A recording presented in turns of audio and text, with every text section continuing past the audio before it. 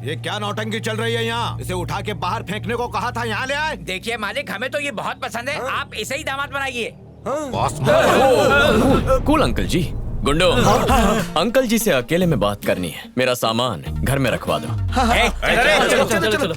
देखिए अंकल जी, मुझे भूपेंद्र ठाकुर ने नहीं भेजा है। मैं खुद दिव्या के लिए आया हूँ। आप मुझसे उम्र में बड़े हैं, इसीलिए इज्जत दे रहा हूँ। प्लीज बीच में मत आइए। तू जानता है मैं कौन हूँ? लड़का मुझे पसंद भी तो आना चाहिए ना। मेरे मना करने पर खुद ही निकल जाएगा। आने दीजिए इसे। मेरी भांजी से दूर ही रहना। जी समझ गए।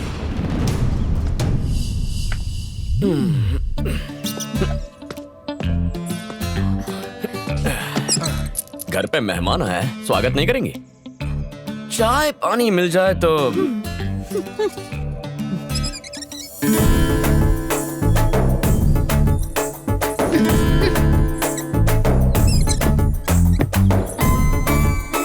ए ग्रीन आर्मी, तुम्हारे पिताजी को तो इम्प्रेस कर चुका हूँ, कुछ दिनों में तुम्हें भी कर दूंगा। क्या कहती हो?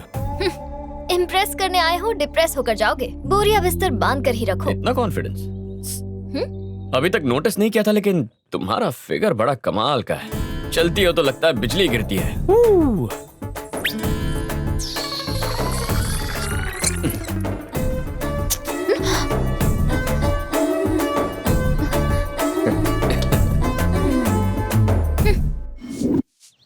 लो ये भी धो देना। मालकिन, आज शाम को मैं नहीं आ पाऊंगी। क्या कारण है? आज मैंने अपने पति के लिए व्रत रखा है। शाम को उनके साथ मुझे मंदिर जाना है। तेरा भाग्य अच्छा है कि कम से कम तेरा पति तो तेरे साथ है। और यहाँ हमें देख लो, पति का घर होते हुए भी इतने वर्षों से हम यहाँ भाई के घर पे पड़ी हैं।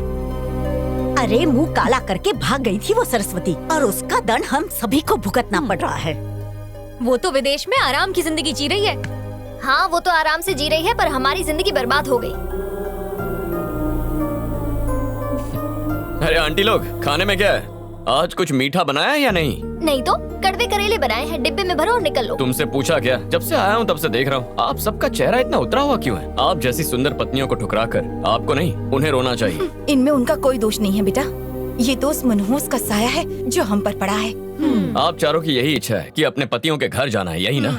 उसमें कौन सी बड़ी बात है? ऐसा है तो सिर्फ एक दिन के लिए नहीं, मैं आपको आपके पतियों से हमेशा के लिए मिलवा दूंगा। फिर आप सब एक साथ खुशी से रहेंगे। इस घर में मेहमान बन के आए हो, तरीके से रहो। हमारे घर के मामलों में दखल देने की तुम्हें कोई जरूरत नहीं, इसका ध्यान रहे। मैं समझ गया। आप सबको अपनी हक की खुशियां मिलेंगी। यह हक आपसे कोई नहीं छीन सकता। आपका सम्मान मैं लौटाऊंगा, मुझ पे विश्वास कीजिए। झूठे सपने मत दिखाओ। अगर वादा पूरा नहीं किया तो चला जाऊंगा। अपनी ये बात याद रखना, और नहीं कर पाए तो चुपचाप निकल जाना। आज तक ऐसा कोई वादा किया ही नहीं जिसे पूरा ना किया।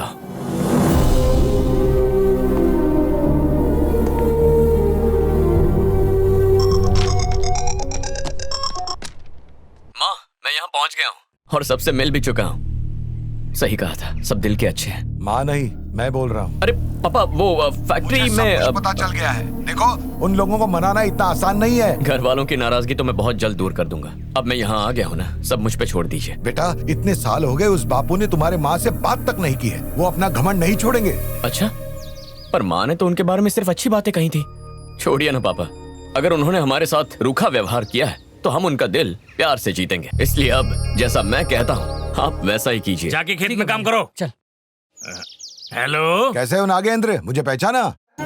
अबे तू है? मुझे फोन करने की हिम्मत कैसे की? फोन करने के लिए हिम्मत की जरूरत नहीं होती है, उंगलियों की होती है। भैंसे ऐसा बोलता है गेंडे? ये तेरे भाई को। भैया भैया भैया, वो लाइन पर है। कौन है? अरे वही जिसने फोन किया है। नाम तो बता। वो कुमार जो सरस्वती को भगा ले गया था। उसने क्यों फोन किया? अबे भगोड़े, मुझसे बचने के लिए 7 समंदर पार चला गया। आवाज नीचे। सबके दिन बदलते हैं, तेरा भी घमंड टूट जाएगा। तू क्या मेरे घमंड को तोड़ेगा? वैसे तेरी बेटी की शादी होगी नहीं, कोई आके उड़ा ले जाएगा। ओए, किसके अंदर हिम्मत ऐसा करने की? मेरे बेटे में, और किसमें? और अब तक मेरा बेटा तो वहाँ पहुँच भी गया होगा। तेरी आंखों के सामने वो उसे मंगलसूत्र पहनाएगा। रोक सकता है तो रोक ले, अभी समय है, नहीं तो पछताएगा तू। फिर ना तू इधर का रहेगा ना उधर का। ओए, उस समय तू मुझसे बच गया। अगर तेरे बेटे ने यहाँ आने की हिम्मत की तो उसके टुकड़े तेरे पास पार्सल करवा दूंगा। चल फट। सुनो। हाँ भैया। वो सरस्वती का बेटा यहाँ आया है। तुम्हें जिस पर भी शक हो उसके हाथ पैर बांधकर मेरे पास ले आओ। अभी लाता हूँ। क्या हुआ अंकल, इतना गुस्सा क्यों कर रहे हैं? किसका अरे फोन? एक पुरानी बात है, ओह। तुम वो सब छोड़ो, चलो खाना खाते हैं। चलिए। थू। ये क्या खिला रहे हैं मुझे? इतना नमकीन खाना कौन खाता है? नमकीन? अरे एक बात बताता हूँ आपको, बल्ली ठाकुर जी के घर के खाने का स्वाद मजा आ जाता है। वैसे घर की महिलाएं जो खाना बनाती हैं उसका स्वाद अलग ही होता है। आपको मैं कल का किस्सा बताता हूँ। वहाँ जो दाल बनी थी उसका स्वाद वो दाल तड़का जरूर मेरी पत्नी मीनाक्षी ने बनाया होगा, मजेदार था। अच्छा, वो आपकी पत्नी है? हाँ। और परसों पनीर बिरयानी किसी ने कितने कमाल की बनाई थी। अरे वो मेरी पत्नी ने बनाई होगी। तुम्हें पता है साक्षी हर तरह की बिरयानी बहुत बढ़िया बनाती है, पसंद कैसे नहीं आता? बिरयानी ही नहीं। चलिए ये सब तो ठीक है, लेकिन सासू माँ ने जो भिंडी मसाला बनाया था, मेरे तो देखते ही मुंह में पानी आ गया था। उन्हें यहाँ से भेज के गलती कर दी। आप यहाँ बैठ के नमकीन खाना खा रहे हैं और वहाँ बल्ली जी रोज उंगलियां चाट रहे हैं। जिसके नसीब में वही खाए। ये सांभर दे। खाओ। अब इसे देखो, ऐसा लगता है ये खुद कढ़ाई में तल के आया है। ये क्या दाल बनाएगा? चलो, भूख मिट गई। वैसे उस घर की सभी औरतें बहुत खुश हैं, बस उन्हें एक दुख है, पति का साथ ना होने का। ये क्या बोल रहे हो तुम? उस घर की तारीफें करना यहाँ बंद करो। दिव्या की नाराजगी दूर हुई? उसी कोशिश में लगा हुआ हूँ। तुम्हारे माता पिता शादी के लिए मान गए? हाँ मान गए, यहाँ आने की भी सोच तो रहे उन्हें हैं। बुलाते क्यों नहीं? अरे कैसे बुला लूं अंकल जी, यहाँ का तो खाना भी ढंग का नहीं है और आपकी पत्नियाँ आपसे अलग रहती हैं। वो इस घर में आएंगे तो सबसे पहले यही पूछेंगे कि आप सब अलग क्यों रहते हैं। अरे छोटी सी बात के लिए इतने साल अलग रहना। अगर उन्होंने पूछा कि कल को दिव्या ने भी ऐसा ही किया तो मैं उन्हें क्या जवाब दूंगा? तो हमें क्या करना चाहिए? अपनी पत्नियों को वापस बुलाइए। यह बिल्कुल मुमकिन नहीं है। तुम्हारी शादी के लिए मैं अपने साथ हुए इतने बड़े धोखे को भूल जाऊं? अगर यही तुम्हारी जिद है ना, तो ये शादी नहीं हो सकती। ये तो गड़बड़ हो गई। इतना भड़क क्यों रहे हैं? आपकी इस छोटी सी प्रॉब्लम का मैं आपको एक सोल्यूशन दे सकता हूँ। तो क्या है सोल्यूशन, जल्दी से बताओ। नाटक करना होगा। क्या कह रहे हो? हाँ, नाटक करना होगा। आपने कभी नाटक देखा नहीं है क्या? अरे किसी भी नाटक में कपड़े, प्रॉप्स, किरदार सब नकली होते हैं। शो खत्म होने के बाद उन सबको लौटा देते हैं। ठीक वैसे ही आपकी पत्नियों को यहाँ लाएंगे, शादी तक रखने का नाटक करेंगे, फिर भेज देंगे। इससे एक तीर से दो निशाने लगेंगे। पहला, ये शादी हो जाएगी और दूसरा, बल्ली ठाकुर का घमंड भी चूर हो जाएगा। कार्तिक की योजना बहुत अच्छी है, इससे नाक भी नहीं कटेगी और मूछ भी बच जाएगी। मुझे भी ऐसा ही लगता है भैया, यही सही होगा। हाँ। ठीक है, उन्हें ले आओ, हाँ। लेकिन उनके साथ कुछ भी गुटरगु करने की जरूरत नहीं। जैसे ही शादी खत्म होगी उन्हें वापस भेज देना। गुटर गुना सही, काव काव तो कर सकते हैं। हाँ। गलती से मिस्टेक हो गई।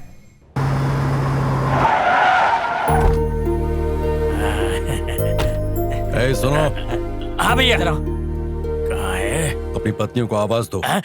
मीनाक्षी। साक्षी, कविता बाहर आओ। सुनो, हाँ भैया। उसे भी बुलाओ। किसे भैया? तुम्हारी भाभी को। देखिए भैया, हम आपका हर काम नहीं कर सकते हैं, आपको भाभी को बुलाना पड़ेगा, हम नहीं बुलाएंगे। कल्याणी।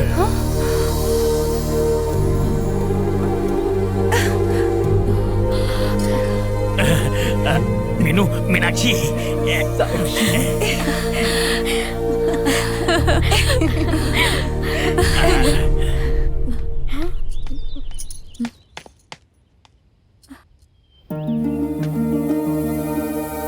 दिव्या, अपनी माँ और चाचियों से कहो घर चलें, हम उन्हें लेने आए हैं।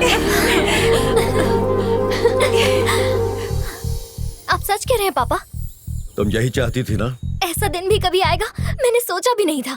ये सब उसके कारण हुआ।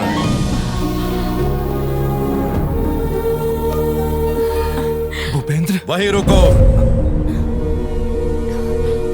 ये सब तो हमारे साथ रहेंगी, पर तुम्हारी परछाई भी वहां नहीं पड़नी चाहिए, याद रखना। और मैं तुम्हें कभी माफ नहीं कर सकता। हमारे बीच ये जो नफरत की दीवार है, उसे कोई फरिश्ता भी आकर गिरा नहीं सकता। अपने जहन में ये बात अच्छी तरह बिठा लो। भैया, मुझे उसकी बातों का बुरा नहीं लगा। अगर तुम लोग खुश रहो तो मैं उसकी और भी कड़वी बातें सुनने के लिए तैयार हूँ। तुम मेरी फिक्र मत करो, मैं अपना ख्याल रख सकता हूँ। जिंदगी की नई शुरुआत करो, मेरा आशीर्वाद सदा तुम्हारे साथ है। चलो अब जाओ। अगर ये वार्तालाप खत्म हो गया हो तो क्या हम लोग घर जा सकते हैं? आओ मीनू, हम लोग पीछे बैठेंगे। भैया, मैं इन सबको पीछे बैठा रहा हूँ, जाओ पीछे वाली गाड़ी में बैठो। जाओ जाओ जाओ जाओ। हाँ हाँ, आराम से।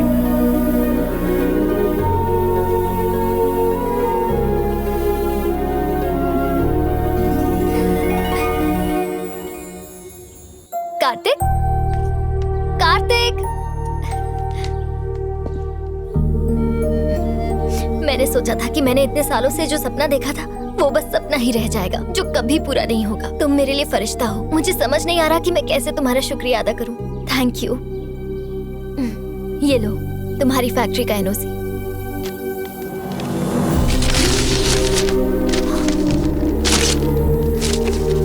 मैं यहाँ फैक्ट्री के लिए नहीं आया था, मकसद पूरा करने आया था। मकसद पूरा करने? लेकिन कैसा मकसद? कौन हो तुम? मैं सरस्वती का बेटा हूँ, माँ ने भेजा है। तुमने ये बात छुपा के क्यों रखी? अगर पहले ही बता देता तो आप इस शादी से इनकार कर देते। मेरी माँ की वजह से आपको पहले ही बहुत तकलीफ हुई है, पर अब मैं उन तकलीफों को दूर करने के लिए आया हूँ। अगर भूपेंद्र को पता चला तो वो तुम्हें मार देगा। मैं माँ के लिए मरने को भी तैयार हूँ। बेटा, अगर तुम्हारे बाप ने जिंदगी में कोई अच्छा फैसला लिया है तो इस हीरे को दामाद बनाने का लिया है।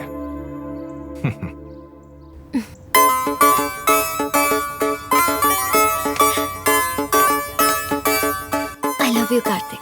संकट राव। Yes madam. तो अगर मैं किसी का खून कर दूं तो मुझे कितने साल की सजा होगी? देखिए और पूछ आप खून कीजिए, आपका केस मैं लड़ लूंगा। लड़ोगे तो तब ना जब तुम जिंदा रहोगे। मैं तुम्हारा ही खून करूंगी। क्यों, मैंने क्या किया है? मेरी कहने के बाद भी उसने एक बार भी मुझे फोन नहीं किया, और जब मैं करती हूँ तो उठाता ही नहीं। शायद उसका इनकमिंग बंद होगा और आपका आउटगोइंग। आप पीछे कम जीरो लगाइए और आगे एक ज्यादा। ठीक है। वो आपका रिंग शायद एक्सचेंज में जा रहा है। आप दाहिने हाथ के छोटे अंगूठी से डायल कीजिए मैडम।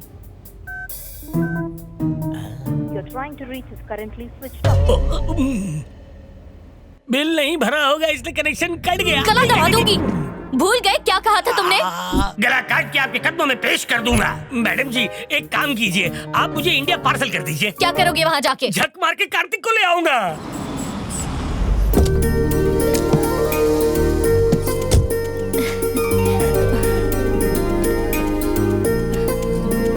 आओ बेटी, इतने सालों बाद बिटिया घर पर आई है। जाओ इसे अंदर ले जाओ। जाओ बेटी। अच्छा कार्तिक। हाँ कहिए। तुम्हारे माता पिता कब तक आने वाले हैं? अभी बात की है, आता ही होंगे। अच्छा।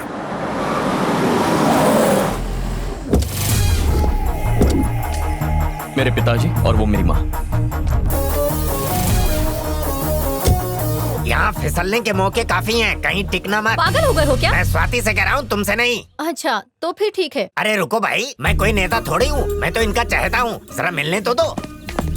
पापा, ये दिव्या के पापा। हाय। हाय भैया, कैसे हो? हाय मिस्ड यू। जिसे सैया बनाना था उसे भैया बना दिया। अरे कार्तिक, तुमने बताया नहीं कि तुम्हारी एक छोटी बहन भी है?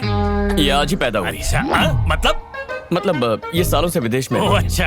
अरे भाई, तुम लोगों में झगड़ा हुआ है क्या? ऐसे दूर दूर क्यों खड़े हो? अरे नहीं ऐसी कोई बात नहीं। अरे आओ इधर पास में। आ जाओ, आ जाओ। दिव्या कहीं दिखाई नहीं दे रही है। हाय दिव्या, कैसी हो? आपकी बेटी दिव्या को कैसे जानती है? ये स्केट्स की तरह है, बर्फ देखते ही फिसलने लगती है। भाभी को देखकर भी ऐसा ही लगता है। ये कौन है जो मेढक की तरह टर टर कर रहा है? ये दिव्या के चाचा हैं। तालाब मेरे। भाई साहब, आपकी पत्नी बहुत सुंदर है, आपकी जोड़ी अच्छी लग रही है। मैं तो कहती हूँ शादी के लिए सिर्फ लड़की का अच्छा होना ही काफी नहीं है, परिवार भी अच्छा होना चाहिए। कार्तिक, तुम दोनों की जोड़ी भी अच्छी है। अरे सुनो, उछलने की जरूरत नहीं है। पहले मैं इनकी खातिरदारी लूंगा, उसके बाद विश्वास करूंगा। आइए अंदर चलते हैं। स्वाति को यहाँ लाना जरूरी था। अगर स्वाति को लेकर नहीं आता तो क्या करता? तुम्हारा मैनेजर मेरी बेटी के पीछे पड़ा है, उस पर डोरे डाल रहा है। दरअसल मेरी बेटी कैरम के स्ट्राइकर जैसी है, कॉइन देखी नहीं कि फिसल जाती है। कैसे छोड़ा था उसे? अंदर कोई बकवास मत करना, चलो।